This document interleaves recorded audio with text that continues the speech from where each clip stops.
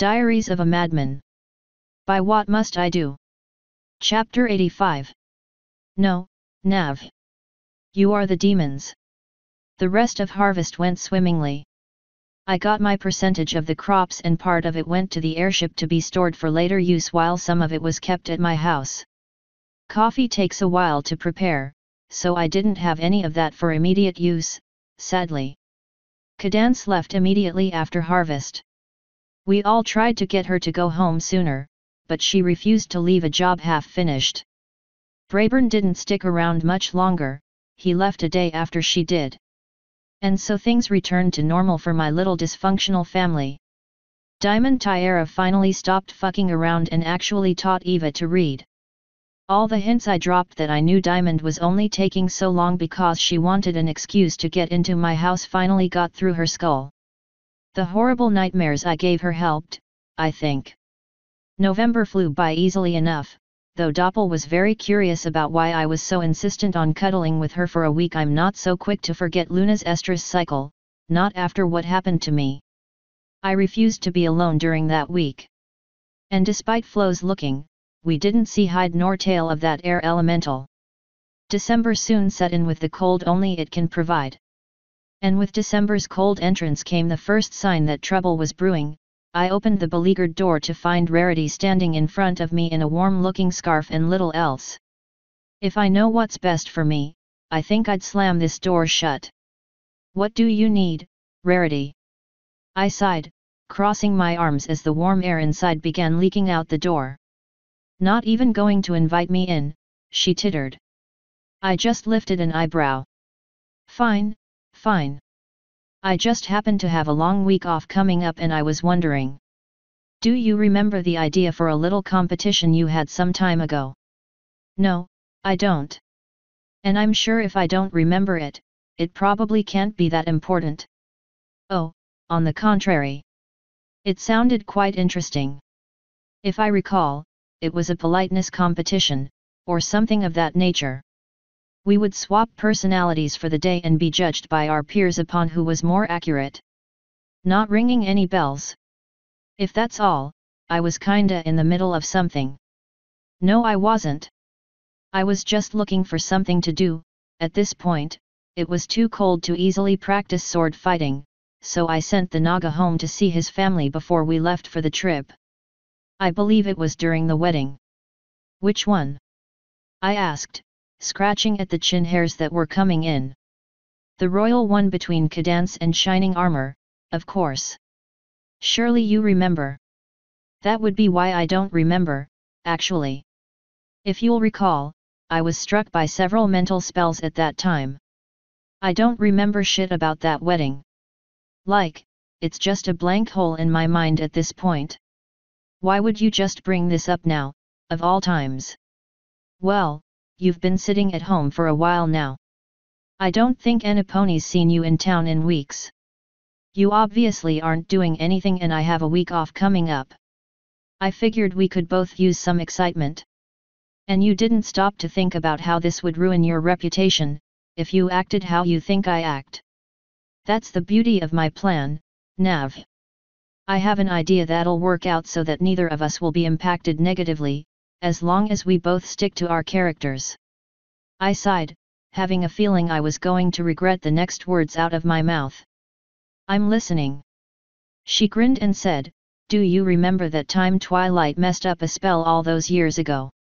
I let the silence build for a few seconds before she realized what she just said.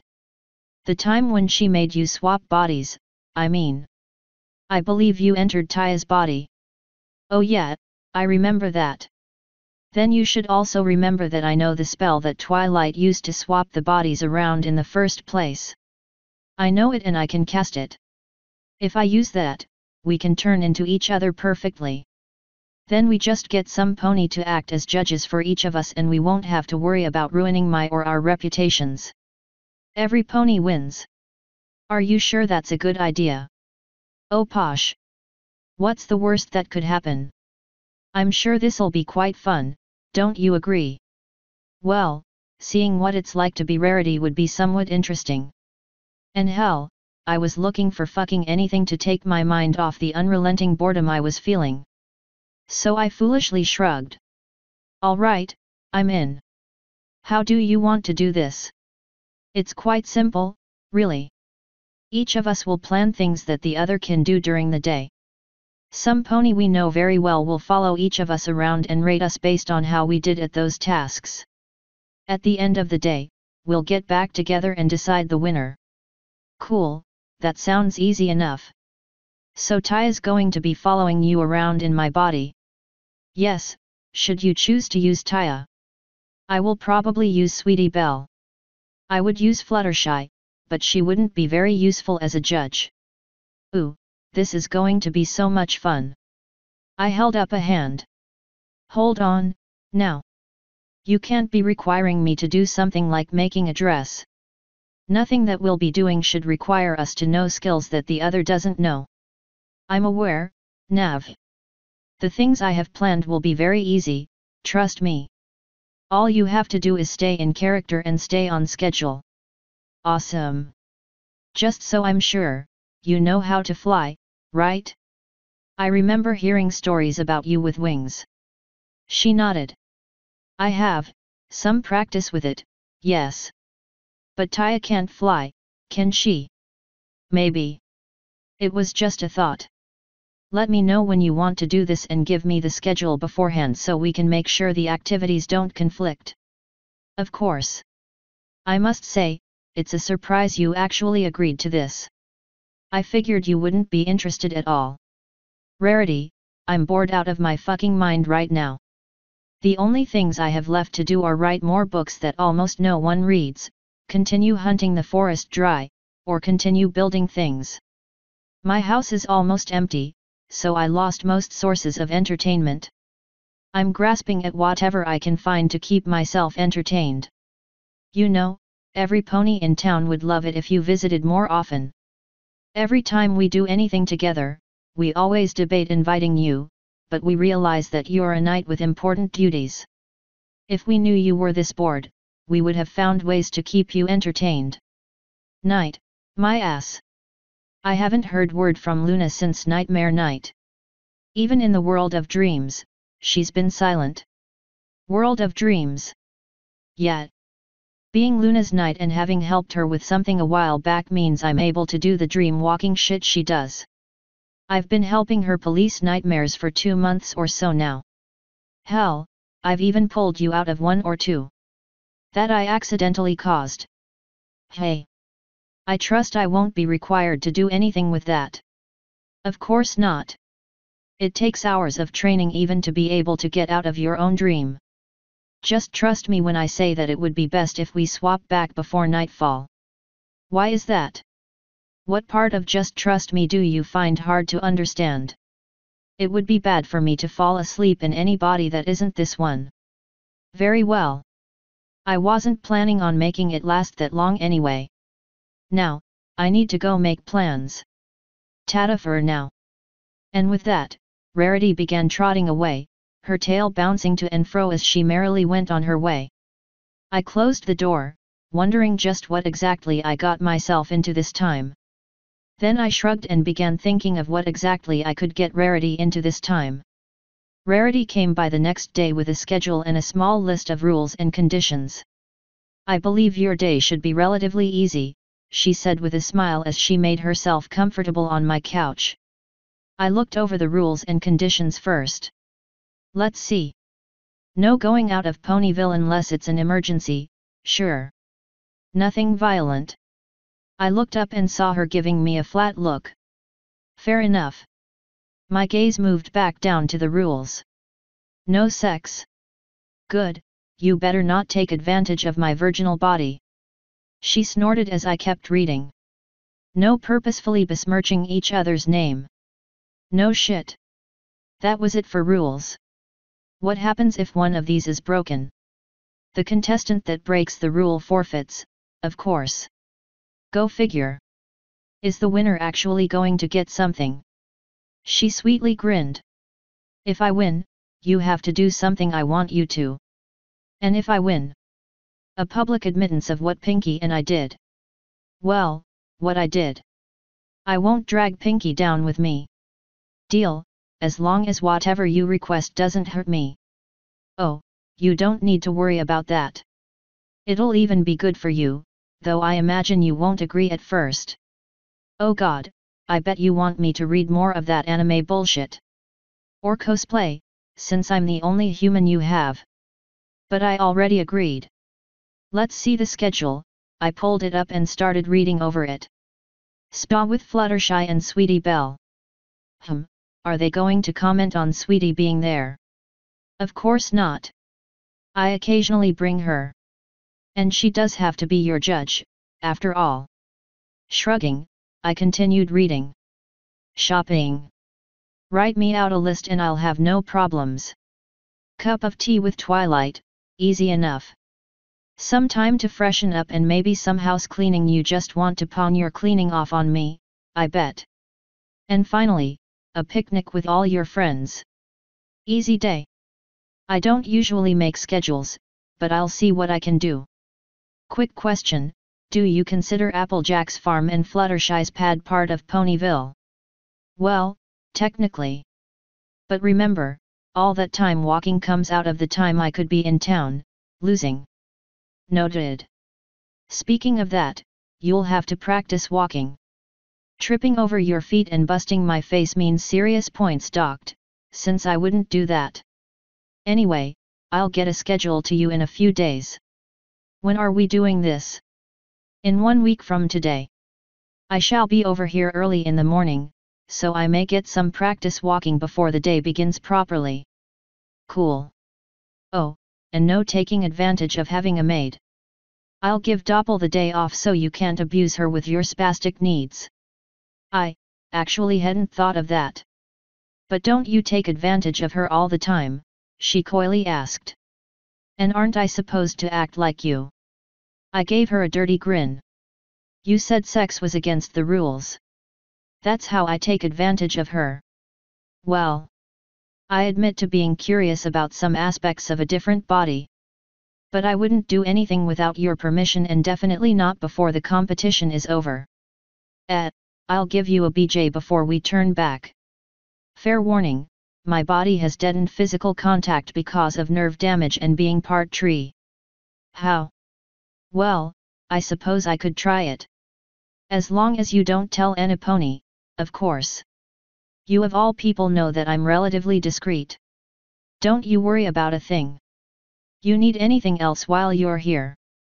Well, she looked around the room, her eyes focusing on the window. I've been meaning to say something. Don't take this the wrong way, Nav, but, your drapes are awful. Green is such a spring color. So much of your house is like that.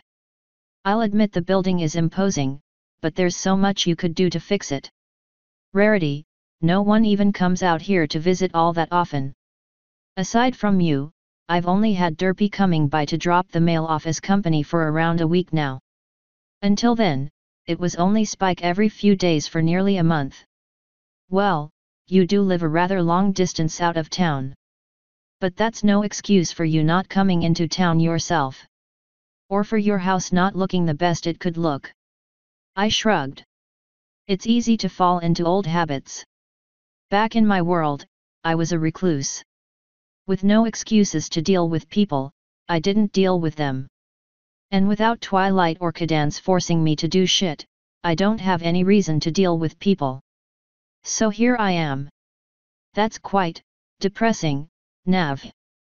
You know that Twilight would let you move back in with her if you asked, right? I think Anipony would. But you'd probably have to get rid of your changelings, or find rooms for them elsewhere. I'm not bemoaning my fate, Rarity. I knew what would happen when I moved out here. I'm quite alright with it. Besides, now that I've actually started supplementing more of my diet with meat, I've been feeling healthier and stronger. I wouldn't be able to do that in town, nor would I be able to help Spike do the same. Her gaze narrowed slightly. You shouldn't be giving Spike meat, Nav. For Celestia's sake, he's just a... She caught her own mistake without me needing to remind her, making her look away. I suppose he isn't a foal anymore, is he? And he is definitely a dragon. A meat eater. I just wish I had seen it all sooner. She looked down and depressed for some reason. Oh well, them's the breaks. Though I don't know how you didn't realize that he was a meat eater. I mean, that should be obvious. You know what I meant. He always was such a gentle colt. Though I suppose it's better we each find some pony of our own race. Yeah, have fun with that. I sure won't have any problems finding me a human wife, I bet. Nav, you know I don't count you in that. Although it probably wouldn't be that hard to go back in time again and find someone willing to come back with you. Wouldn't matter if I could or couldn't. I'm effectively sterile. Nothing I can do would get a human pregnant. Well, unless I ate that fruit from the Everfree. She blinked in surprise. Fruit? What fruit? I shrugged. Some kind of pink banana or something. If you eat it, you'll go crazy and rape the first thing of the opposite gender you see. According to Zakora, that will result in a pregnancy, no matter the races. That is, interesting. Why didn't I know about that? Because Twilight and I haven't exactly told many people. Something like that could be used as a weapon. And God, just imagine the horrors a half pony, half griffin would face. Although it would be pretty funny if a unicorn fucked a griffin and had a unicorn with griffin wings. I wonder if the kid would be crowned royalty. Rarity giggled. Maybe. There are few enough alicorns. Though I don't know if we really need more royalty. That would be up to Celestia, though. And Luna, I suppose. It's still strange to think of there being two princesses in charge. And Cadance? Yes, but what does she actually do, aside from make public appearances? Live in my house and be annoying. Or at least, she used to. Going on 2 months now without having her here. It's been quiet. Oh? Do you miss her? Well, I definitely miss her cooking. I'm not bad at it and neither is Taya, but we're not her. Doppel can't cook worth a damn, though. Probably because she doesn't have a working nose or taste buds. I'm afraid to allow Eva or any of her personalities near the stove. Why is that? Are you still worried about her possibly hurting you? Nat, I'm over that.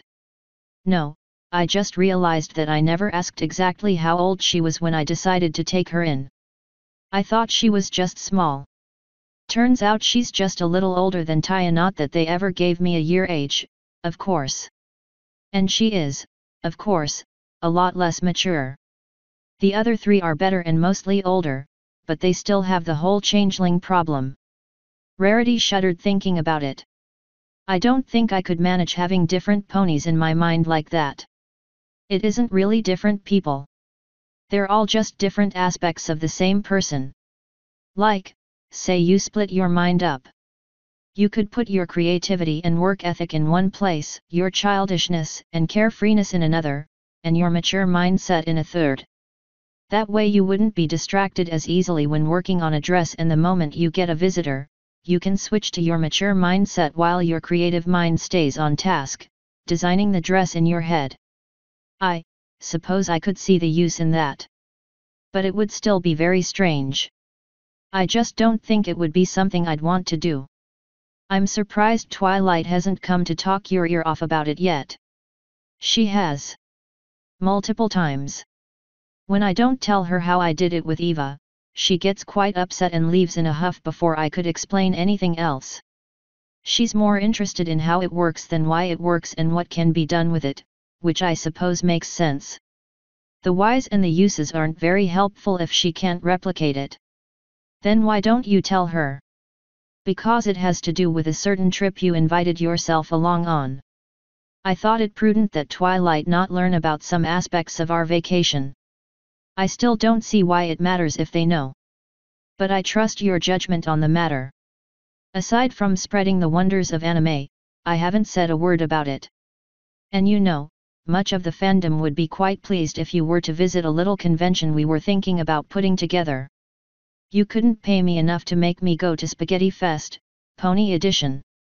If you want me to go, you better win the competition thing we have going on and make that your request. Very well, though I heard Princess Luna might make an appearance. I imagine she would be pleased if her knight was there. Don't care, not going. I absolutely do not want to be squeed over or glomped or anything else you mouth breathers do. Mouth breather? Navarone, I believe you are projecting prejudices from your world over to this world. I can assure you that you would be given the utmost of respect. You might be requested to do a few things, but I'm sure it wouldn't be anything you wouldn't mind doing. Don't care, still not going. God, I bet your request would be me using the gender stones and dressing up as a schoolgirl to get raped in a reenactment. You have just the kind of mind that would think of that, you dirty girl. She jerked back when I said that, blushing up a storm. I couldn't tell if she was angry or flustered. I would not do that. That is just, ugh, disgusting. She paused for a moment, looking away and muttering. Eventually she said, although. Well, Princess Luna's hair. I know it can be done after that horrid business with Princess Celestia and Fleur a while back.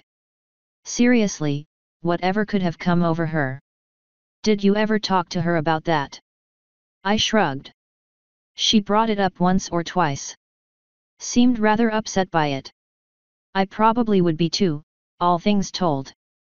She said that her personal business was just that, personal. It isn't the business of everyone what or who she does in her spare time. But to have an affair with a married mayor. I imagine that scandal will follow her for some time. Probably. She should have known better than to do it on the ground floor, where she would be easily accessed by cameras. Though I suppose that makes the affair all the more risque and enjoyable. Speaking from experience, she slyly asked. No, wait, shit. I did have illicit relations with a maid in the same room, but I had a very good reason. She was blackmailing me at the time and I was in a hurry. I don't think she was married, thankfully. It was just a good fingering, either way. Rarity face hooved. Nav, you can be so. Celestia, just awful. What was she even blackmailing you with? I was using that room for a prank on the princesses. She caught me in the middle of it and promised she wouldn't go to Celestia if I proved a rumor for her. One thing led to another and next thing I knew I was hands deep in a mare. These things happen. I need to go before I say something I might regret. She hopped off the couch. Do remember to make me a schedule, Nav. If I had to play one of your days by ear, I believe that all I would know to do was chase after mares. And, she finished with a grin, stallions. Hey, Brayburn was a one-time thing. After he couldn't walk for an hour, he said no more. I figured it would be best if I kept my eyes on one side of the fence. I see. That is certainly good to hear. I already hear some angry mumbles from stallions about you. It would be quite disappointing if the already small number of available stallions in Ponyville dropped because of your habits. Yet. Now out you go. She sniffled, faking tears. Just, throw me out into the cold. I see how it is. No, don't get up on my account. I shall see my unwanted self out. I just shrugged and leaned back into my seat, crossing my arms behind my head. She huffed and trotted a few steps before eyeing me. Aren't you going to convince me to stay? Hey, you were the one that said you were going. I was just expediting the process. She seemed to deflate. Very well. I have many things to do before my week off anyway. I will see you later, Navarone. Have fun, Rarity. I was already trying to think of ways to make her suffer. As she let herself out, Flo whispered, you shouldn't go too hard on her. Remember, she'll be in a new body. With me. Oh shit, I forgot about that. You can't go with me, can you? I can't, not without letting Rarity know that I exist. Hiding from her will be no problem, however. And I can even ensure that she does not harm your body, though stopping her from doing something would inform her that she isn't alone in this body. I'd rather have your secret out than get my body hurt by someone that doesn't know how to use it. I can explain it away to Rarity, as long as she isn't too vocal about her surprise. Just tell her you're a human machine, if it comes to that. She'll probably buy it. Alright. Hopefully it won't come to that. Are you sure you'll be fine on your own for a few hours? Really? Flo, I'm not helpless. I like having you there to support me, but I don't think I'll have many problems.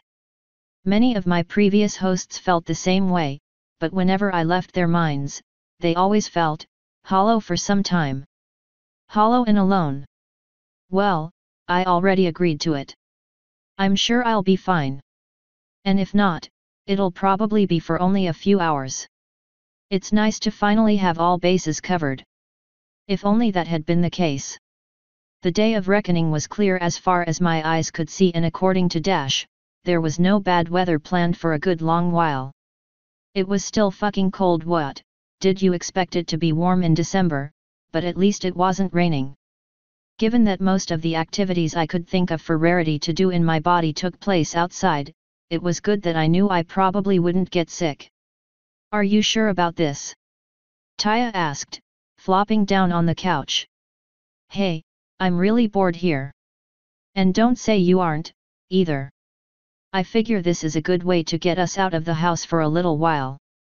Before she could say anything else, Doppel came down the stairs, wearing a nice little sundress. Having a carapace means you don't have to care about the cold, I guess. Ganger followed along behind her, not wearing anything. So what's the occasion, Master? Doppel asked. I figured we could all do with getting into town for the day. Ganger doesn't get around much, and you haven't had a day off since the last time you did. And maybe you can show him how to blend in better when in town. I'm expecting a visitor, and shortly after she departs, so will Taya and I. Feel free to head on into town. All right. Come along, Ganger. She smacked him with her tail, not even looking back. Given how much he seemed to like her, she probably knew how close he would be. See you later, Nav, Ganger said, looking back at the door. I grinned and winked, hoping he might get lucky. Although, a pregnant maid might be a liability. Still, Doppel is probably smart enough to avoid that. Either way, out my two changelings went, leaving the house with just me, Taya, and Freaky. I know you're bored, Taya continued, but it still doesn't seem like a good idea. What if something happens? Then it happens. With you and Flo watching my body, it should be fine. And I'm smart enough to avoid trouble in Rarity's body. Everything should be okay. Daddy, how many times have you said that? A bunch. And how many times did things end up being okay? Hey, I'm still here, aren't I? I'm pretty sure she was going to keep going, but a knock at the door interrupted her. I grinned at her and went to go get it, letting Rarity and Sweetie Belle inside. Wow, it looks almost exactly the same. Sweetie exclaimed when she got to the den. When have you ever been in here? I asked. Pinky's party here, when you first had it built. Almost nothing changed, aside from the thing on the mantel up there. The box with the flashlight? Yeah, that's a few months old. I don't put much stock in personal effects. Doesn't seem like anyone else here does either. It doesn't really feel like a home without them, Sweetie sighed. Hush, Sweetie Belle, Rarity hastily said. So are you ready, Nav? Yeah. You'll have to draw up the summoning circle, though. We can use the Naga's room in the cellar for that. He isn't here and won't be for another week or two, probably.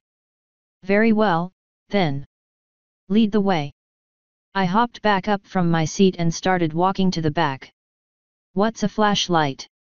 Sweetie asked before I could go very far.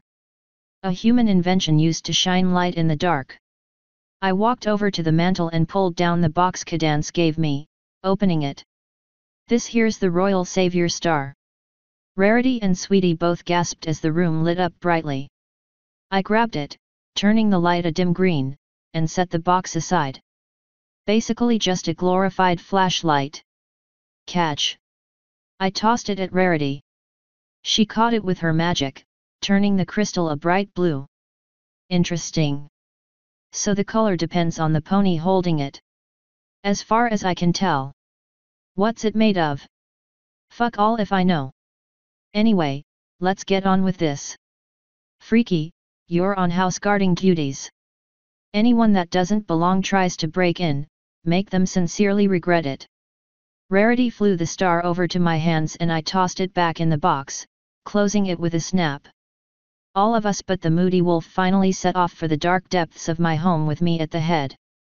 At least the kitchen feels warmer, Sweetie Belle idly commented as we walked, looking over the decorations that Cadance had put up in her time there. Cadance got bored of looking at empty walls, I replied, opening the door to the cellar. Mind your step. If you trip, you'll bump into me, and I don't want to break anything. Thanks for the concern, Rarity dryly said, following me and Taya into the darkness.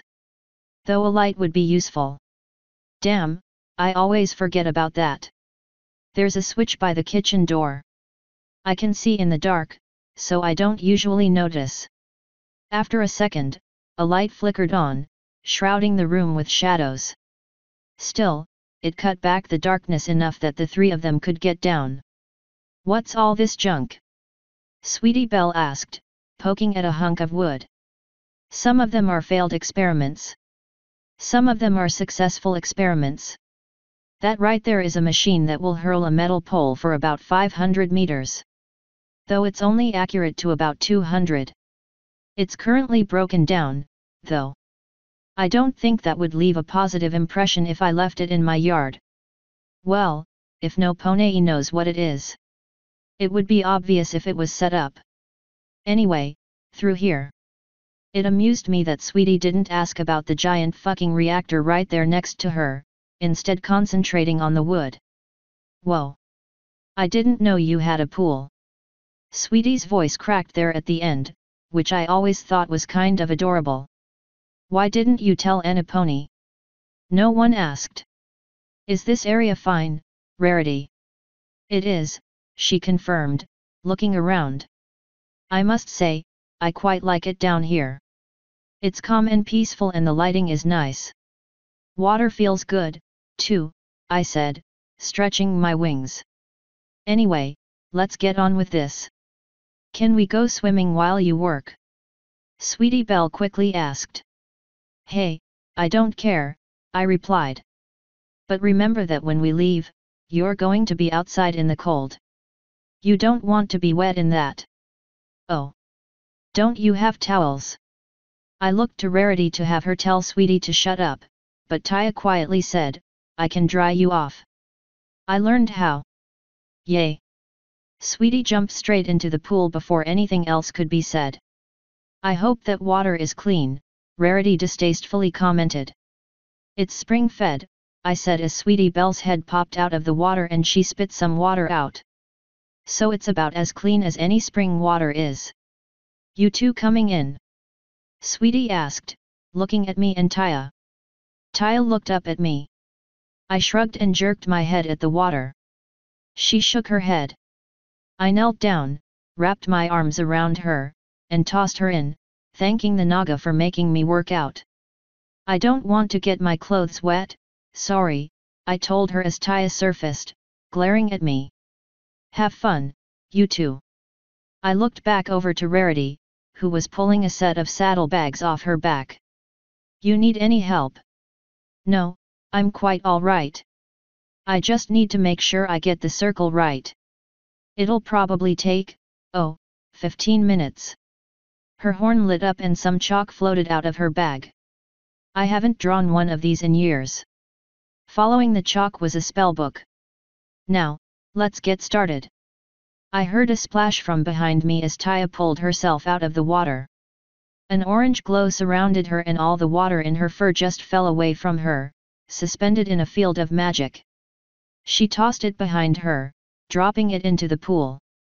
The aura disappeared around everything except for her horn as she pulled another stick of chalk from Rarity's bag. I can draw it in half that time, she confidently said. Go play with your sister. Her horn lit up brighter and Rarity was tossed into the pool, squealing as she soared over us. Taya nabbed the spellbook from the air before it could hit the floor and walked over to an open area. She immediately began drawing while opening the magic book and looking for something. Taya, what have I told you about acting like a bitch? I said, crossing my arms. I learn by example, Daddy. She stopped flipping pages and nodded, going back to paying attention to whatever she was drawing. Just because I'm a dick doesn't mean you have to be. It's the goal of every parent to make a child that is better than they are, and I'm doing my best to make that easy for you. However, you seem to be fighting my efforts. You need to stop that shit and behave. I'll keep that in mind, she absent-mindedly said as she drew. I am getting sick and tired of her bitcha behavior. Just one more push. I dare you. I imagine some human punishments would teach you a lesson. Flo sighed. Nav, she needs to be able to walk. Don't punish her until you get back tonight. Maybe she'll learn a lesson today or something. Yet. Right. I know Flo was getting just as tired of it, though. Yet, I know I'm not exactly the best example, but that doesn't give her an excuse to follow me. Anyway, Taya got the circle done relatively quickly. Right after she did so, a shivering Rarity removed herself from the pool, dripping water and looking somewhat traumatized. Her normally very styled hair was hanging limply down her head. When Taya's horn lit up and dried her off, Rarity's coat immediately poofed out, standing straight up, while her hair turned into an afro. One of her eyes twitched a few times before she snatched her bag closer and ripped a brush out of it, running it over her head first, somehow going from a fro to its normal style, and then on her coat, doing the same thing. We shall never speak of this again, she flatly said, tucking the brush back into her bag. Navarone, to the circle. We both walked over to the runic circle that Taya drew. I sat down in it, since Rarity would probably lose her balance quickly if she transferred when I was standing. Are you ready? Nope. Do it. She blinked, but shrugged and her horn lit up. A second later, my soul was violently ripped from its mortal husk and sent through the void into Rarity's body. God, why do I suddenly feel like whining? And why do I suddenly feel like having sex with a pony that moves? I grinned at what she said. Watch that, Rarity. I don't say a pony. And I don't say anyone. You better not ruin me, Navarone. Oh come now. Your sister is watching me. Surely she'll be able to keep me in line. I'm sure. Now, how do I work these legs? We'll get to those. First, the fingers. Can you stretch them? And pick things up with them. She slowly unfurled her fingers, lifting them up to her eyes to watch them in awe. After a second, she reached over to where Taya had left the chalk, twisting her newfound fingers around them. She gasped. It's so rough. It's chalk, of course it's rough. So you can grab things, good. I walked over. Put both hands on my back. She did so. So soft. Yab. This is what you spend all that time on your coat for. Now bend your knees so they're pointing up. Push up with your hands and pull on my back. She slowly did so, lifting herself off the ground. Soon enough, she was all the way up. There. Now slowly let go of my back. I stepped away as she did so. I'm so tall. And Celestia, everything looks so weird. And it all sounds weird, too. I don't really remember that back when I was you before. The looking weird is because of your predator eyes. The sounding weird is because of your different ears. All of your senses are totally out of whack right now. Give it some time and you should be fine. Can you take a step? I can, try. She lifted one foot in front of her and her back leg buckled, almost sending her to the floor. Taya caught her before she smacked her head on the stone, thankfully. Remember, your knees don't bend backwards anymore. Now, try again. Wait, before I do. Taya, is your horn glowing? Yeah, humans can see magic, I said. She's the one that caught you. Interesting. Thank you, Taya. Of course, that's when Taya dropped her. Rarity yelped as she hit the ground, a sound I'm not used to hearing from my mouth. No problem, Taya answered. Can you stand up on your own? I asked. I can try. Give me a moment. She stretched her legs and slowly picked herself up, probably something she had watched me do in the past. Good. Now, to walk. She tenderly stretched a leg out, making sure her back leg didn't crumble behind her. I did it, she exclaimed after going a single step. It's a start. See if you can keep it up. Taya, explain this magic bullshit. How do I levitate things? Basic levitation is easy, Taya answered, lifting the chalk. You have to know the layout of the area, though, and build the layout in your mind. Then you just concentrate on the item and imagine it moving somewhere else. Heavier items take more concentration. Twilight said it's harder for fillies and colts to learn because they can barely concentrate. For you, it might be easier. I closed my eyes and built the room in my mind, trying to get it as close as possible. It's definitely easier when your eyes are open, especially if someone is moving. And you talking isn't helping, I said, not opening my eyes. With Rarity's bag in my mind, I concentrated on lifting. I felt a warmness on my head. When I opened my eyes, I found that the bag was a few inches off the floor. It actually worked. When I said that, it fell. Of course, believing in yourself is one of the main components, Taya said offhandedly.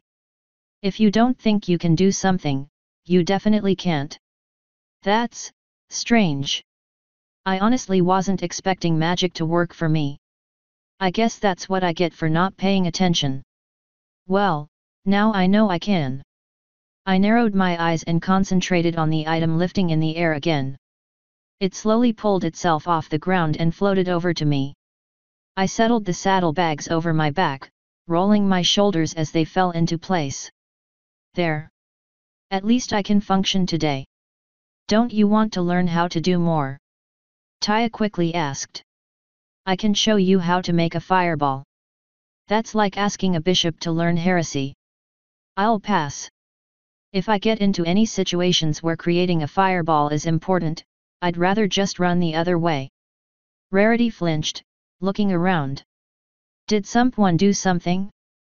I thought I just heard a wet smack. Probably Sweetie Belle in the water, I said, not buying that for a minute. What did I do this time, Flo?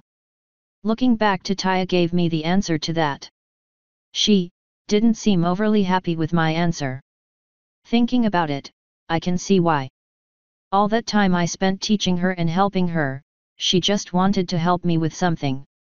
The one time she had the ability to teach me something she was passionate about, I shot her down. I looked back over to Rarity. Is there any combat magic that you know? For self-defense reasons. Well, Princess Celestia made the 6 of us go through numerous self-defense classes. I learned a few spells there.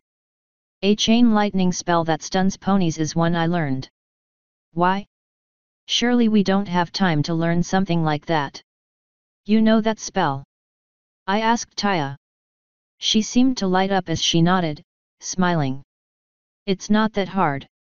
Look, I don't like or even understand magic. I won't even try to explain what she did and how she taught me that spell because honestly, I don't want to remember it. I'd rather have a sword or a gun any day. Sharp things cut, gunpowder ignites and creates enough force to propel a hunk of metal toward an enemy, and both are natural. Shooting lightning from a bone sticking out of your head is not normal or natural and it just felt wrong to do. I only learned it to please Taya. Ooh, if only we had more time. Taya bemoaned when I was able to arc lightning a few feet away. Even if we did, I couldn't learn more, I said. Remember, I'm pretending to be Rarity. I don't think she'd break out a huge array of combat spells even if they were called for. And one of the rules is no violence, Rarity said, gently flapping her new wings. These are quite different from the ones I temporarily had. Feathers are, interesting. I trust you know about Pegasus wings. Mine are the same. Then I'll be careful. Wait, so when I walked in on you and Rainbow Dash? Yes. She chuckled, her wings extending. Yeah, and watch out for that. They extend like that when you're aroused. And so does something else, I said, looking down to a certain place. Be careful with that. She very quickly blushed a bright red. I don't know what you're talking about. I looked up at her face, giving her a flat stare. Rarity, that's my body you're talking about. I know my body. And I'm more careful about that, so you better hide it or you'll lose points. Ugh. Do you have to deal with this all the time? Welcome to having a dick. Sweetie Belle, you ready to go? Do we have to? I'm afraid so, dear. We have quite a day ahead of us, after all.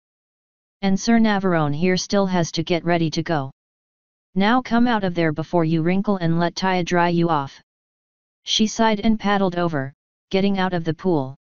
So when are you two going to switch? She asked as Taya did magic to her. When everything on the schedule is finished, Rarity answered with a shrug. No, I mean for the first time. Shouldn't you two swap before we leave? They already did, Taya said. Now I think I see why you said this would be fun, Daddy. I'm glad I reminded you, then, I said with a grin, looking to Rarity in my body. I can be forgetful sometimes. All those blows to the head, you know, she replied. Anyway, we should get going. We got stuff to do, Taya. Oh man, this might be harder than I thought. Come along, dear, I said to Sweetie Belle. We have an appointment at the spa to make. I led the way out of the room and up the stairs. Rarity had some trouble with the steps, but she managed well enough. When shall we meet back here? I asked. When we finish everything on the schedule, she replied. Whoever gets here first can just wait. I imagine that there's no shortage of things to do here. Taya knows where the study is. There are a ton of books there you can busy yourself with if you get back first. Now, you need to get ready to go. You're going to want to put a jacket and some shoes on. Taya also knows where all of that is. Get out of here in 15 minutes. Sweetie and I will leave now. The game begins when you go outside, Rarity told me. Do have fun. Quick question before I go outside, then. The spa chicks won't be too off-put if I don't know any gossip, will they? They're my main source. I learn most of what I know from them. Bitchin'. Let's do this, sweets. I stepped out the front door as she answered, what does bitchin' mean? Such barbaric language. Who taught you such a thing? I asked, doing my best to put on the accent Rarity used. But you just. I assure you, I did no such thing. Such uncouth words would never cross my lips. Now come along before that ruffian corrupts you any further. And be sure to get the door. Sweetie sighed. Yes, Rarity, she pulled the door shut behind me and fell in next to me. Is it bad that I really only know how to react as Rarity, but not start a conversation as her? I did my best on the way to the spa, but I don't think my best was really all that great. As it turns out, I do not like spas. My innate dislike of being touched probably has a lot to do with that. I dealt with it as best I could, but I believe they all knew something was off. I did my best to keep up with the gossip, at least. Thankfully, little of it was about me. We haven't seen Navarone or his delectable hands in town recently, Aloe sighed, plastering some green shit on my face. It's quite a shame, too, Lotus lamented. Even when he is in town, he never stops by the spa. I wonder why. Not to belittle your skills, I said, but would you be able to give him a treatment anyway? I mean, his body is so different from ours. In a good way, Aloe whispered, earning a chuckle from Lotus. We would be able to, yes. He is different, but similar enough to a minotaur. And it would not be the first time we gave him a private showing, Lotus added, smirking. Ah, if only he had taken our job offer. We believe that relationship would have gone far. Relationship? Fluttershy whispered. Business relationship, dear, I answered. Navarone and his fingers would be quite valuable to our hosts. I believe you've been a recipient to one of his belly rubs, haven't you? He is unpracticed, but if he was trained. Well, I believe there would be patrons from all across Equestria. It's true, Aloe said with a nod. But at this point, his fame has spread in such a way that he could work as a janitor and still bring the business's name up. He doesn't seem the type to work, though, I said, trying to keep Rarity's general disapproval about my life in place. Even before he fell into money, all he ever seemed to do was the occasional odd job. And a single father. Well, he needs to spend as much time with his filly as possible. True, Lotus said. But I'm pretty sure he has marriage prospects. The only reason a stallion like him wouldn't be in a relationship is because he doesn't want to be. I wonder why, though, Aloe said, curiosity evident in her tone. Maybe he is in one. I suggested. He seems secretive about a number of things. It's possible he's in a long-distance relationship and simply didn't tell Aniponi. It would be quite romantic of him to hold out for her, if that was the case. Lotus shook her head. If he is, he's cheating on her with his maid. Every pony knows those two share a bed more often than not. Now that's just not true. Or at least, not anymore. Maybe he's in love with her. I doubt it, I answered. In lust with, maybe. I don't think he would make her be a maid if he loved her. Unless a certain human has a maid fetish, Aloe giggled. That is, possible, I said, thankful that the green goop was hiding my blushing face. I suppose we won't know unless we ask him. I certainly wouldn't do so, myself. I admit to curiosity, but prying just seems impolite. It's hardly prying, Lotus said. Just asking a question. It's only prying if he refuses to tell you but you keep trying to figure it out. Fair enough. Either way, I believe I respect his privacy enough not to ask. But if some pony else were to find out, by all means, let me know. And that was all there was about me before we moved on to something else that I didn't care about. Shopping was boring as fuck. I bargained for stuff, bought some stuff, ate a bagel, and nothing of note happened. The picnic is when things went to shit. I was very much looking forward to turning back, at that point. Pretending to be Rarity was fucking tiresome as hell. I learned how well I didn't know her and her history when I started talking to her friends. I was able to fake having had a long day to pass some of it off, but I had a bad feeling that I would be losing the damn competition based on that alone. I knew I should have had her hang out with some of the friends I had. Christ. But the picnic was almost over when a certain purple dragon and a filly came sprinting our way. I knew something was wrong instantly from the look on Taya's face, and the paper Spike was holding gave me a hint as to what the problem was. God fucking damn it, Celestia.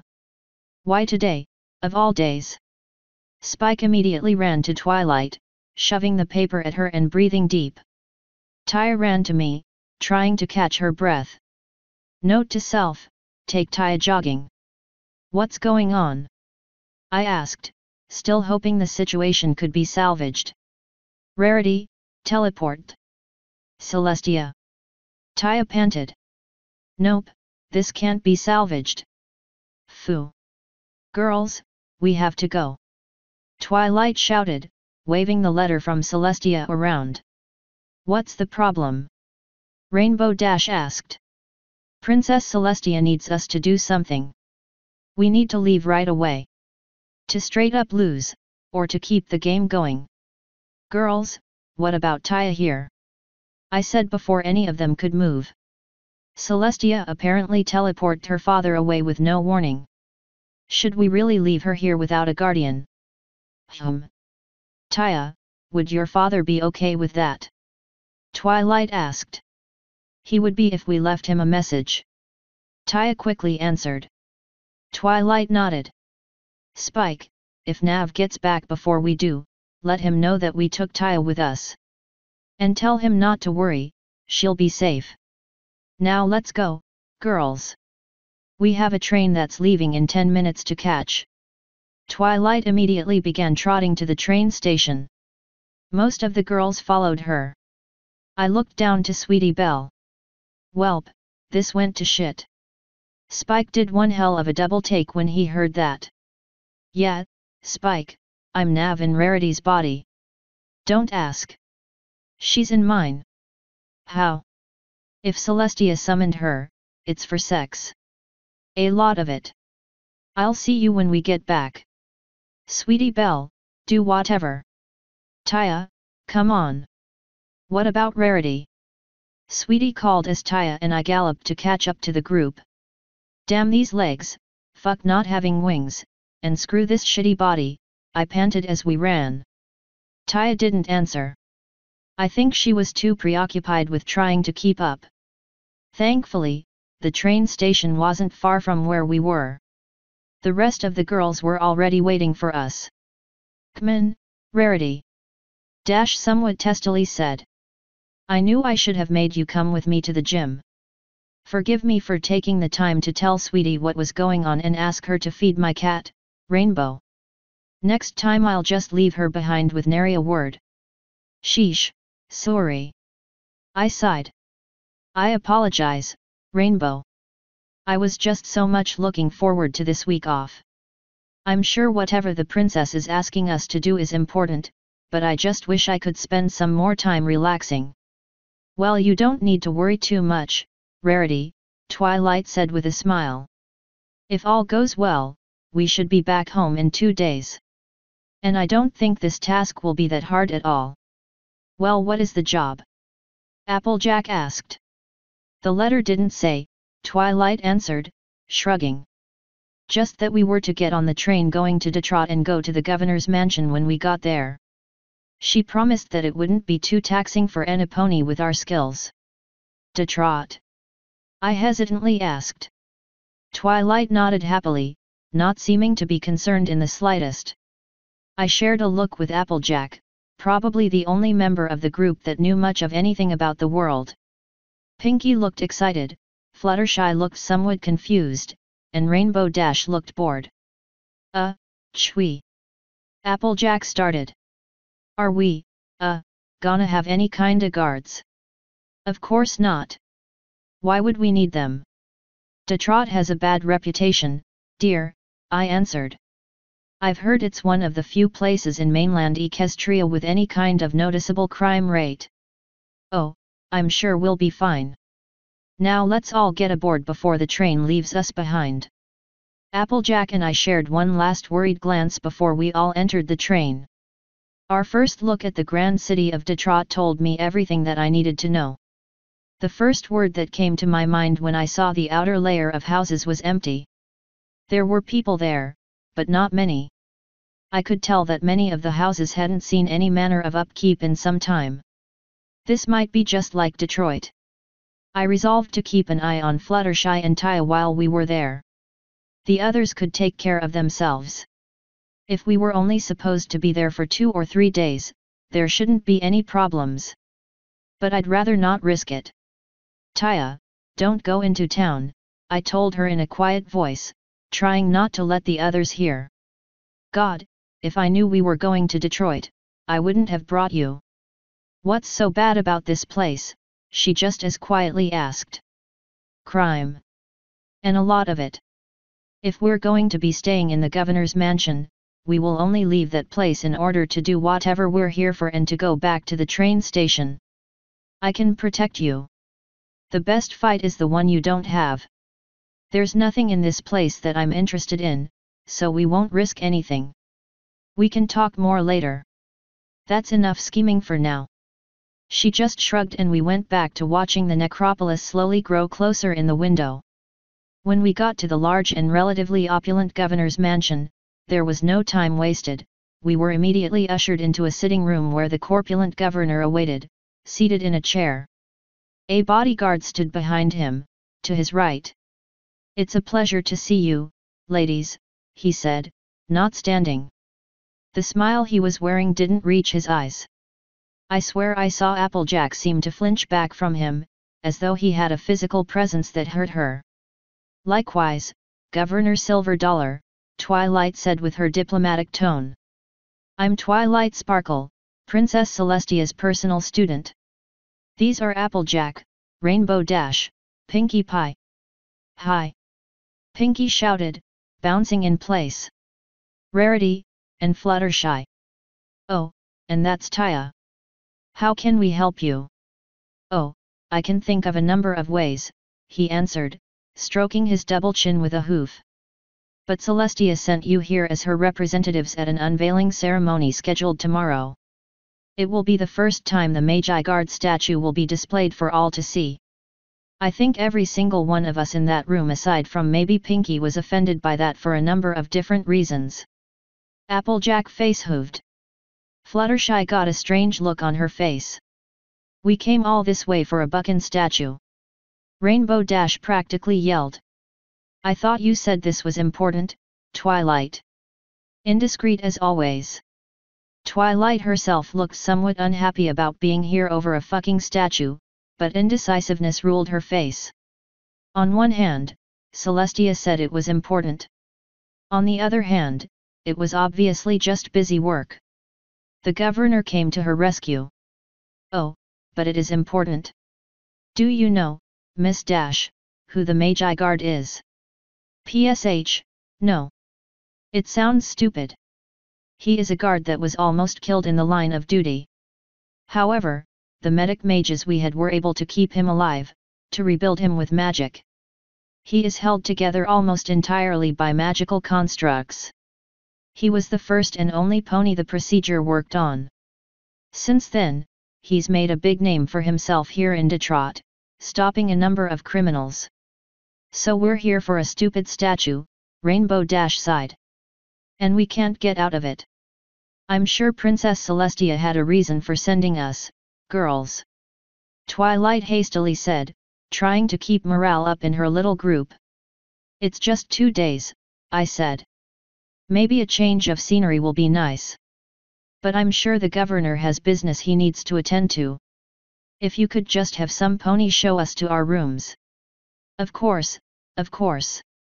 But I only have 6 rooms available.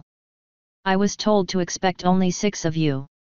"Taya will be staying with me," I quickly said. All the girls looked to me in relative shock. "Well, it was my idea to bring her. I will take responsibility for her. It's only fair." "Is that all right with you, Taya?" Twilight asked. "I don't mind," she answered. "It's just 2 days." They all shrugged. The fat fuck on the chair clopped 2 hooves together. A maid in an extremely skimpy outfit appeared at the door. "Take these mares to their rooms, please," he ordered. "Of course, master," she said, doing some approximation of a curtsy. "I have got to get Doppel one of those outfits. I like those stockings." "Follow me, please," she said, looking to us. We did so, leaving that room behind. I could feel his eyes on our backs as we left. "Lecherous slime ball," I whispered when we were far enough away. "You feel it, too?" Applejack asked. "There's something about that stallion." Felt like a kick to the gut as soon as he opened his mouth.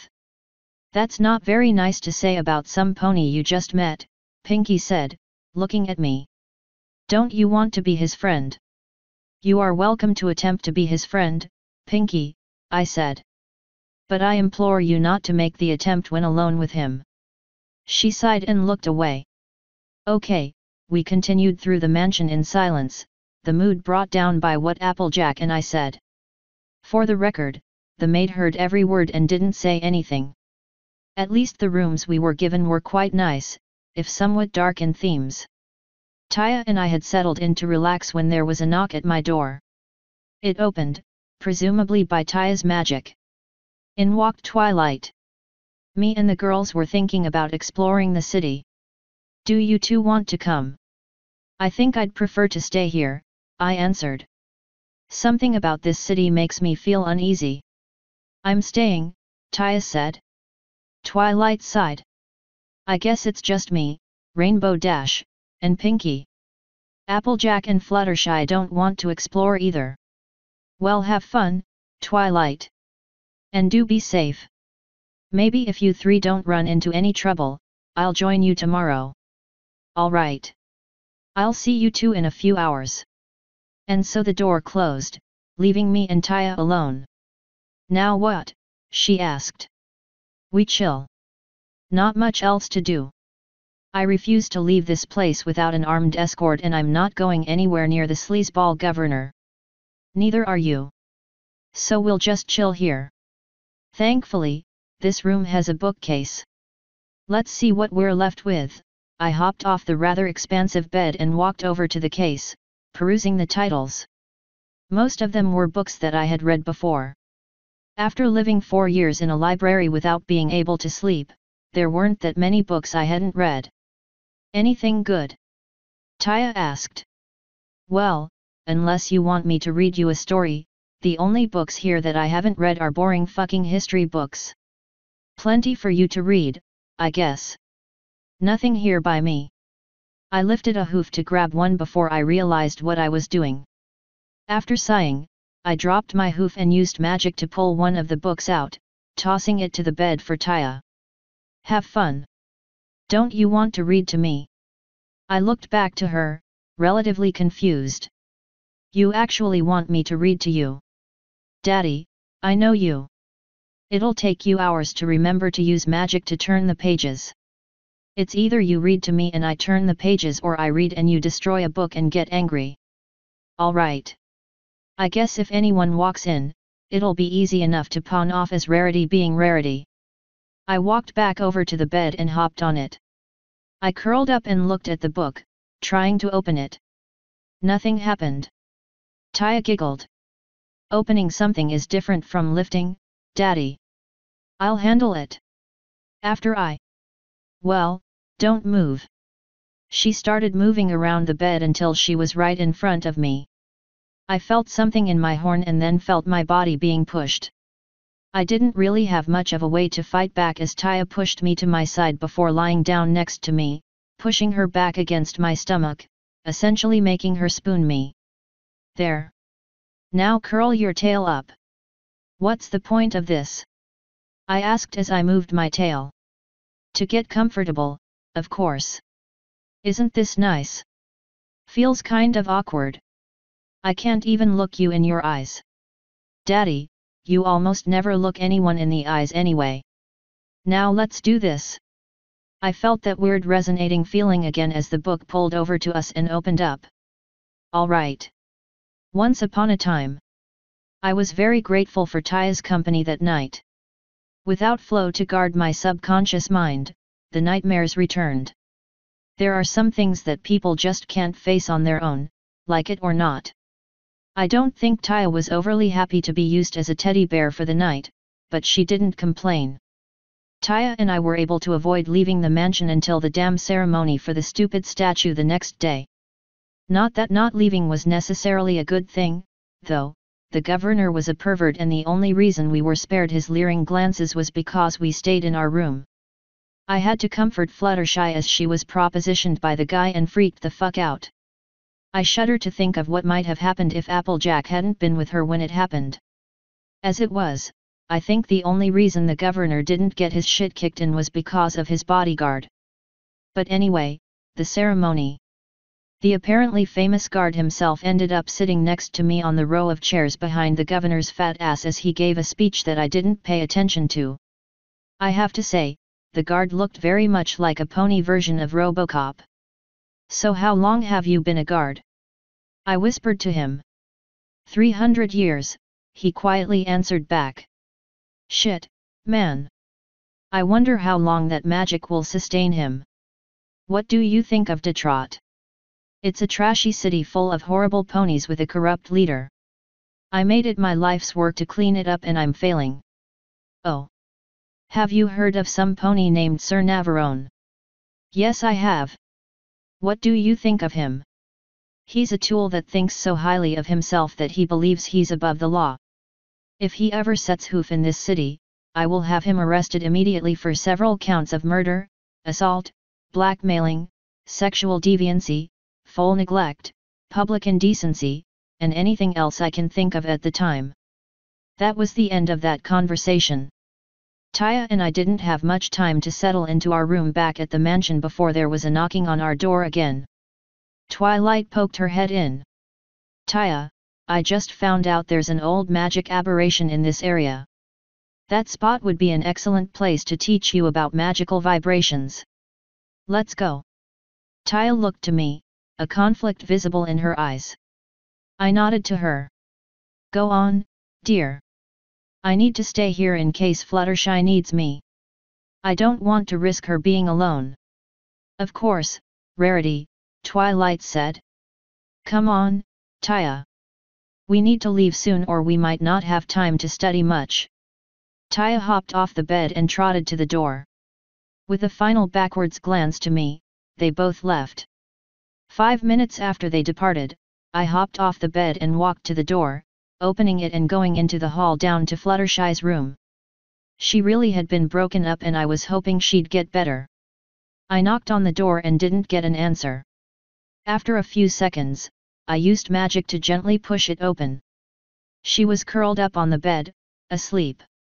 She wouldn't mind seeing me when she woke up, so I let myself in and eased the door shut. I spent some time reading before there was another knock. I opened the door with magic, though it seems this time it woke Fluttershy up. There you are, Rarity. Rainbow Dash said, smiling. Me, Applejack, and Pinky were about to go out. Pinky actually managed to find a club that she thought would be interesting. You two wanna go? Thank you, but no, I calmly said. I'm not much one for the club scene. Fluttershy.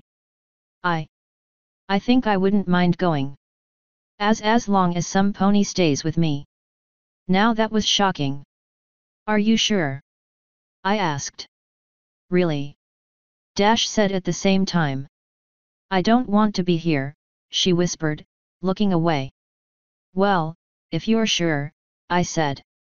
By all means, have fun. I think it would do you some good. You sure you want to stay here alone? Dash asked, looking at me. I smiled. You underestimate me, Rainbow.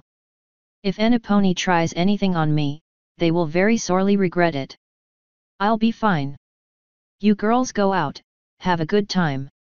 I wouldn't mind having some time to myself to relax. If you say so. Come in, Fluttershy. I'll teach you how to dance. I smiled at that image in my mind, the graceful Fluttershy pulling dance moves on a club floor. Out they went, leaving me alone in the mansion of the Lecher. Before I could help myself, I immediately thought of the phrase that has proven to be the bane of my existence, what's the worst that could happen? I found out half an hour later from the knocking on my door. I opened it with magic, hoping it would be Taya and Twilight, back from their expedition. It was the governor. Oh boy, here we go. Ah, Governor Dollar. I said, hopping off the bed. What a surprise. How can I help you? He let himself inside, squeezing his bulk around the door. His bodyguard followed him. Miss Rarity, has any pony ever told you that you were beautiful? The fat fuck asked, grinning in a way he might have thought was charming. I've been told that before, yes, I answered, having a bad feeling I knew what was coming. And I am a stallion with many connections, many friends, he slowly said. I saw the bodyguard closing the door behind the governor, cutting off the only escape route that didn't involve jumping out a window from the third floor. I can make your life in Ponyville very easy. Or you could move here and be served anything you could desire. You don't say. Well, this has been interesting, but... Please, Rarity, you haven't heard my offer. I think I can make a guess as to what it is. Give yourself to me and I'll give you anything your heart could desire.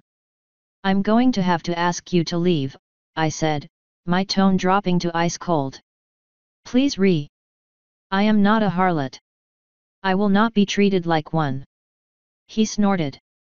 You aren't? Not some tart-up whore? I have dirt on you, Rarity. Dirt that would ruin your name. While he was talking, I looked over to a desk, where a maid had left a pitcher of water. When he said that last word, I used magic to propel the pitcher at him, drenching him. Get out.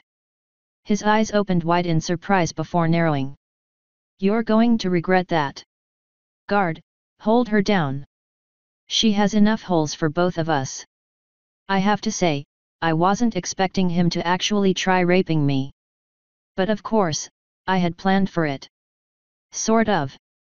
My horn grew hot and my vision dimmed as lightning shot out of my horn, slamming into the governor's body and reacting with the water I splashed on him.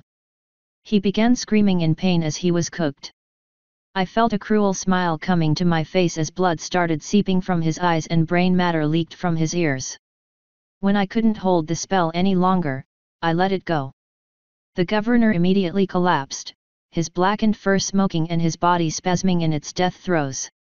I looked to his side to see what happened to the bodyguard that should have been caught in the chain effect of the lightning. Where the bodyguard had been was a changeling lying on his stomach, immobilized. The spell I cast was supposed to just stun, but since the other guy was covered in water and because I poured so much hate into the spell, I think it reacted just a little stronger than it should have. I walked over to the changeling and kicked him onto his back, putting my hoof on his throat. He looked up at me with the eyes of an intelligentsia, fear evident in his gaze. After some thinking, I said, Intelligentsia, sentient, drone. His mouth dropped and his eyes widened. When he didn't answer, I pressed down harder. Egg, larva, ff foal. I relieved some of the pressure. What are you doing here, changeling? Spying on the governor. His eyes darted to the corpse on the floor before darting back to me. I see. How many mares has he done this to? Too many. Interesting. And how does he never get caught? Soundproofed walls. And he has blackmail material on every pony. How much of his staff is made of changelings? Just me, I swear. Excellent. I have a proposition for you, changeling. You see, having this body on my floor puts me in, somewhat of a bad situation. So what you are going to do is get rid of the body and then pretend to be the governor for 1 month before you return to your hive. And what I am going to do is not tell anyone that you're a changeling and that you helped the governor rape ponies. Do we have a deal? If I refuse, then I fear I'll have even more of a mess to clean up. Changeling blood is hard to get out of carpets, after all. I emphasized my position by pressing down more on his throat. QQ questions. I have questions. Very well, Bug. You may ask. I relieved some of the pressure. Why a month? Why not just hide the body and leave? Because it would be linked to this visit. A month gives the body time to rot and time for suspicion not to be on us. What's stopping you from betraying me, from telling on me anyway? The reason I knew the spy's code words. Which is? I narrowed my eyes and pushed down on his throat again. And never mind. I eased back. What if I stay as governor? If I don't go back to the hive? Then I go to Celestia. Your governor friend was an idiot. He seems to have forgotten that I am an element of harmony. I have the ear of the princess herself. If he had laid a hoof on me, he wouldn't have lived long enough to regret it. If I find out that you're still here after a month has passed, you will be ousted as a changeling, arrested, put on trial, and bad things will happen. What if? I shut him up by pushing against his throat again. Enough questions. Get this body out of my room and assume your position, Governor. I stepped off him, backing away. When I did so, I realized something that I'm glad I didn't notice before. This bug had a small heart ongoing. I blinked in surprise before grinning darkly. Oh, does some pony get off to the idea of a big, strong mare dominating him? Holding him down and teaching him who's boss, who swings the cock around. The changeling's face turned bright green as he blushed, averting his eyes. I bet you'd love me to force you down and make you face fuck me, wouldn't you? His breathing was starting to pick up. I snorted. Well, you'd never please me with that tiny prick. I suggest you hide it before I decide to teach you what a real one is like. Now get out of my sight. He actually whimpered before rolling over, his tail between his legs to hide his shame. I glared at him the entire time he rolled the massive body into a carpet and began dragging it out, his small buggy erection flopping around until he turned into the bodyguard again. God, if only I had a strap on. Soon enough, I was alone in the room, the smell of burned fur still hanging in the air. I opened the window with magic, hoping to air the room out some before Taya got back. When she did get back, I couldn't smell it anymore, but her face scrunched up. What's that horrible smell? She asked, stepping into the room. Close the door. We might have a problem and it would be good for you to know what's going on. She did so, stepping further into the room. First, don't get mad. She blinked in surprise. All right, the governor and his guard tried to rape me. Her mouth fucking dropped. I killed the governor. It's a good thing her mouth was already down, because it would have fallen again. His guard was a changeling. I made an arrangement with him to ensure his silence and that the body wouldn't be found. She stood there in shock for nearly 30 seconds before her mouth closed and her eyes narrowed, an expression that I was sadly getting used to. I'm not leaving you alone again. You could have gotten hurt. Yep. I'm not going to be in a room without someone I know until I turn back. The only reason I was able to do what I did was because I flung water at him before using that lightning spell you taught me. Also, I'm really tired. Is that an effect of spellcasting or something? Magic is like a muscle. If you don't use it often, it'll be weak and using it will tire you out quickly. Rarity is used to using a lot of weaker magic, things that don't exercise her magic. Using enough lightning to actually kill someone. You're going to sleep well tonight, Daddy. Well, that's certainly good to hear. You think anyone would mind if I turned in early? Daddy, the sun's barely even gone down. Like I give a fuck.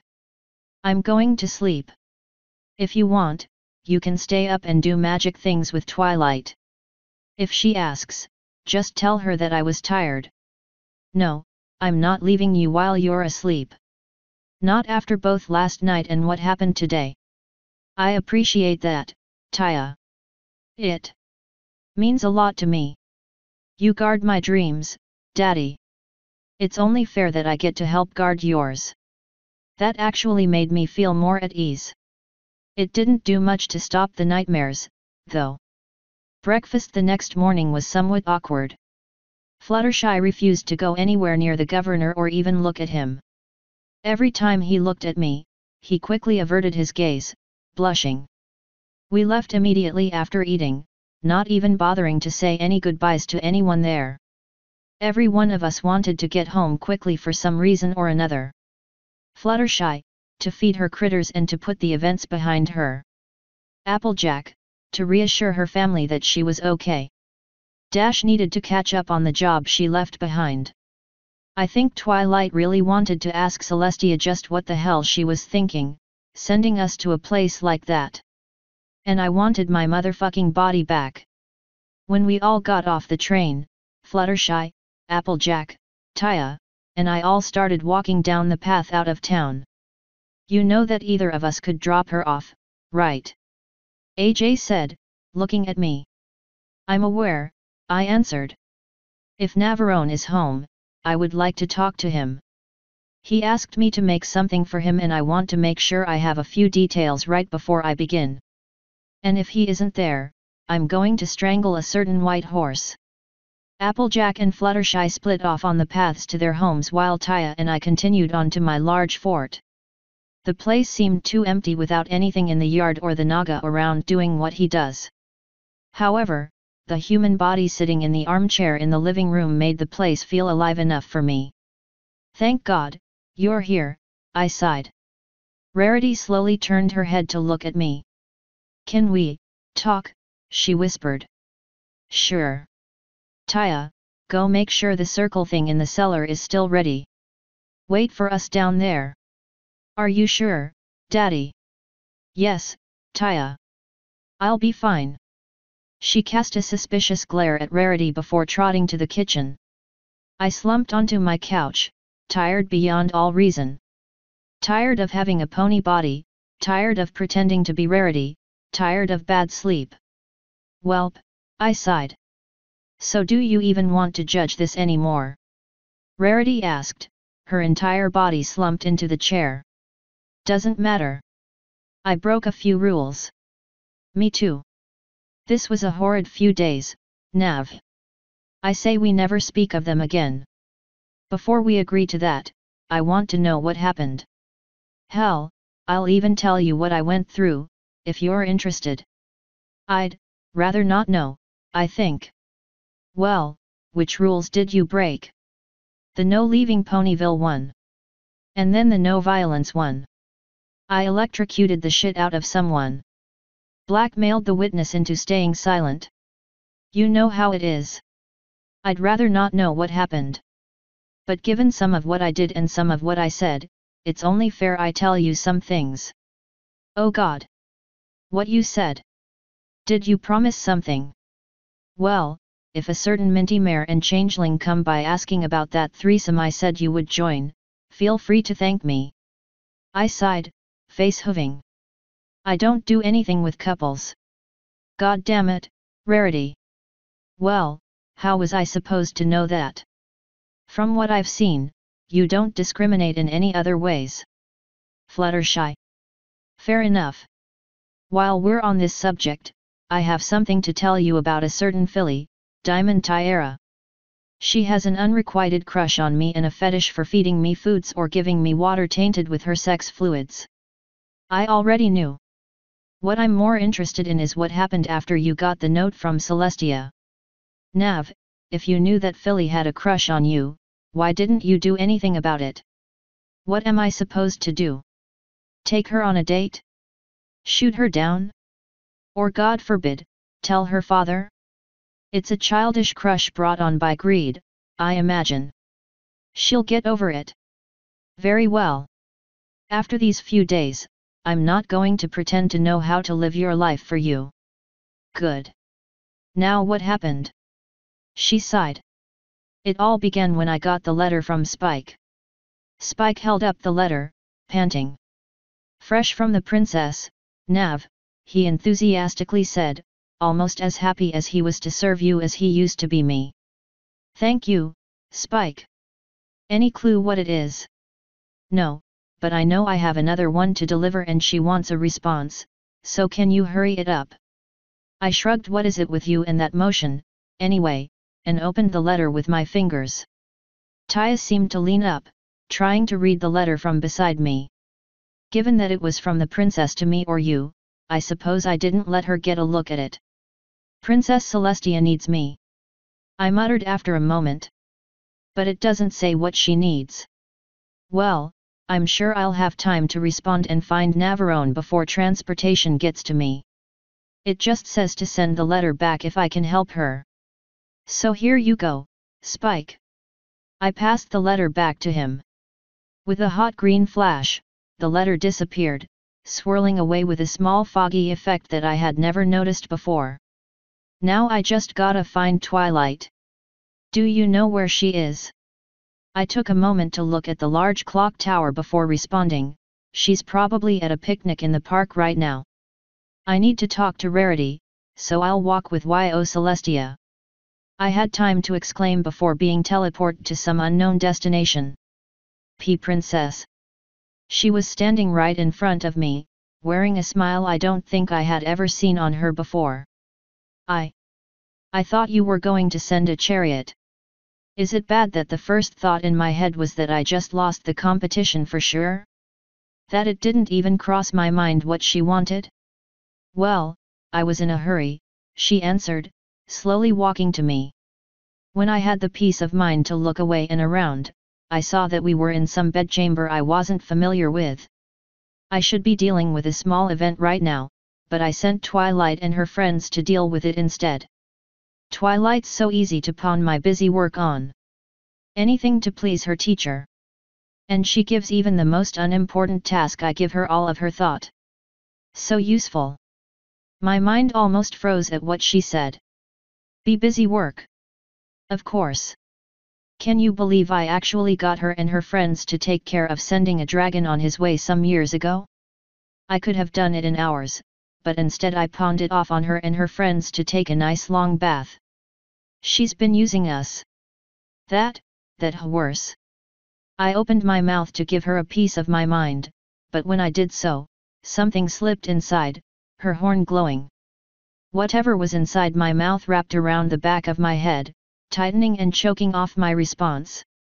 Well, I needed another break, she continued huskily, still smiling and drawing up close to me. I saw then that she wasn't wearing her tiara, her shoes, or her necklace. My eyes widened as I had a realization and I looked down to see the ball gag in my mouth. Yes, my little human. I think it's time for another of our little trysts. After all, I still need some, revenge for those pictures you gave to the newspaper. I knew I wasn't a pony anymore, but I could practically feel my ears twitching in horror. I began backing away, trying to pull at the gag on my mouth to tell her no, that I wasn't who she thought I was, that she didn't want anything from me, but I tripped over a bed, falling down onto it. It's only a shame that I didn't think to get your gender stones. I've heard you picked up a thing for stallions. Oh well. Her horn lit up brighter and I felt my shoes tug off, followed by my socks. I tried holding onto the pants, but she pulled my hands away like I was but a foal.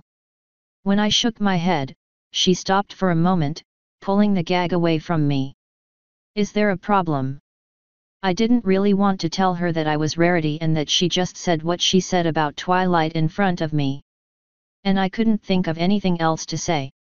So I just went with the age-old excuse all mares have used at least once in their life. I have a headache. Her smile deepened as the gag blocked my mouth again. Good thing sex is a painkiller. Oh Celestia, why? My pants ripped off, revealing your shame for all the world to see. What happened next is... Rarity broke out of her stupor. I don't think I can talk about it, Nav. I've been through worse. Trust me when I say that the only way to get over it is to tell someone else. And really, who else are you gonna tell? Celestia's the law of the land and everyone but me, Cadance, Shiny, and her sister think of her as a motherly ruler. And you, I guess. Going over it in detail is the only way to start getting over it. She was silent for almost a minute before she continued talking. I can't say any more, Nav. I just can't. Understandable. Nav, is she always like that? Not usually so demanding, no. And she usually lets me at least talk. I guess she wasn't in the mood to hear it this time. Hey, at least Luna didn't get you. God, if you had consented to anything with her, I'd be so pissed. And you'd probably be in pain. So, you're not mad. A little disappointed that you got to have all the fun, but not mad. I just want my body back. You ready to go downstairs and get this over with? My hips ache. I'll have to lean on you to walk down the stairs. I'm okay with that. I hopped off the couch and walked over to her, letting her pull on me to stand up. Together, we walked to the kitchen and down into the dark basement. Thankfully, the circle was still drawn out on the floor, pristine as it had been when we left. All three of us walked to it, settling inside it. "Taya, if you would," I said. I felt a resonance in my horn that told me magic was being cast nearby. A second later, I found myself in a much smaller body. I sagged, finding that I was now in Taya. If I had to guess, I'd say that she was in me and Rarity was in her body. Finally, Rarity yelled before flinching. "Sweet Celestia, am I tired?" "And not done," I said. "I'm in Taya's body." "Try again." Rarity rolled her eyes and started magicking. Soon enough, I was in the correct body. "Thank God. You two sort it out." I backed out of the circle, flinching at the pain, and let Rarity's body cast the spell a final time. "All right, so it's settled. We never speak of this again." "Agreed," Rarity answered with a nod. "Now, I think I need to go home and go to bed. Before you leave, I do have a question. What would your order have been, had you won?" She yawned, tears coming to her eyes. "Simple. A date with Fluttershy. I'll see you both later." And with that, she began walking out. I looked down at the conjuration circle on the floor. This needs to get gone before the Naga gets back. "Is it safe for Doppel to fuck with?" "She'll be fine," Taya answered. "But it's just chalk. We could splash some water on it to get it gone." I snatched Taya off the ground and jumped into the pool with her. I had a feeling that after Celestia toyed with my body, I needed a bath anyway. Taya just sighed exasperatedly when we both surfaced. "You could have stopped it, you know," I said to Flo that night, chilling in my calm dreamscape. "Rarity getting raped, I mean.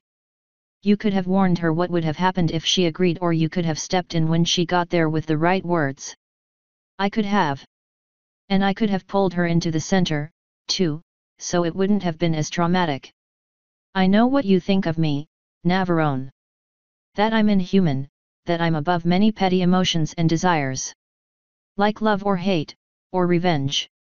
Yes, I could have helped Rarity. But I think there are many that would say she got what was coming to her. Would you disagree?" Mercy or justice? After so long in such a peaceful world, it's hard to decide which is better anymore. Or if something is even a mercy or a justice. What's done is done. I know you feel a sense of satisfaction, Navarone. You can't hide it from me. That doesn't mean it was right, but it was fitting. Perhaps even fair. Not like it matters anymore. Forget I brought it up. Very well. I feel I should warn you, though. Celestia now thinks you have a fetish for being spanked. She's free to try it, but I can guarantee she'll be the one with the red ass when I get finished. If you say so. Shall we go exploring the dreamscape? I'm sure Luna might be wondering where we went off to. Sure. Not like there's much else to do. Maybe I can haunt Rarity's dreams and make her suffer for the threesome I apparently agreed to. The next day, I got a somewhat unpleasant surprise of the 5 wolves showing up in my lawn variety. I was busy minding my own business when Doppel flew up outside the window of the room I was in and slammed against the window, just like a bug. She did that a few more times before I could open it and let her in. "Yes, Doppel?" I asked, bemused. She pointed out the window. "We have company." I looked out, wondering what kind of company would require her buzzing up to my window instead of walking to my room like a civilized person. When I saw the 5 wolves standing in a semicircle a few meters from my house, my bemusement disappeared. "I see. Go get freaky." "Yes, master," she hastily said, having seen the look on my face. I grabbed my sword as she was leaving and buckled it on. I didn't expect to need it, but I didn't want to take any chances. The armor stayed where it was, because I didn't want them to think I was going for any kind of hostility. When I got into the hall, Freaky and Doppel were just about at my door. "Come on," I said, walking down the stairs. They both followed me as I headed back out. "Freaky, your family is here," I said as we walked. He didn't make any kind of reply. I opened the door in silence, leading the way out. Doppel closed it behind the two of us, not joining us outside. To be fair, if it did turn violent, she probably would have just gotten in the way. Freaky and I stopped a few meters in front of the wolves and I just crossed my arms, watching them. After a few seconds of waiting, the one in the center stepped forward. "We have come to reclaim what is ours," it slowly said in a raspy, halting voice. "One moment." I knelt down next to Freaky. "I can't take you with me when I leave," I said. "And this is your family. So you need to go with them." "All right." He seemed to sigh, shaking his body slightly. "I have no idea what that means. But you really can't stay with me. I know you feel bad when you stay too long in Ponyville." "Well, I'm going considerably farther away than Ponyville, soon." "You would." He started walking away, toward the pack. "What are you?" When he got next to them, they all began bounding toward the gate, running off. "Hey! Well, fine, be that way. I didn't want to say goodbye anyway." "He's a wolf made of wood, Nav," Flo said. "He honestly doesn't have much in the way of feelings or a personality at all. And it doesn't help that you didn't spend much time with him. Yet. I don't know. It just seems like he could still be useful. As a guard dog, nothing more. If his choice is staying with you and being nothing more than a guard or going with his family and, well, being with his family, which would you prefer he take?" "The one that's useful to me." "But it's probably for the best," I said, standing back up and starting to walk back to the door. "Probably nothing," Flo said. "It is for the best." "Fair enough," I said at the door, my hand on the handle. That said, though, I couldn't help but look back, just once. When I did, I heard a low howling, but didn't see any of them lingering. "For the best."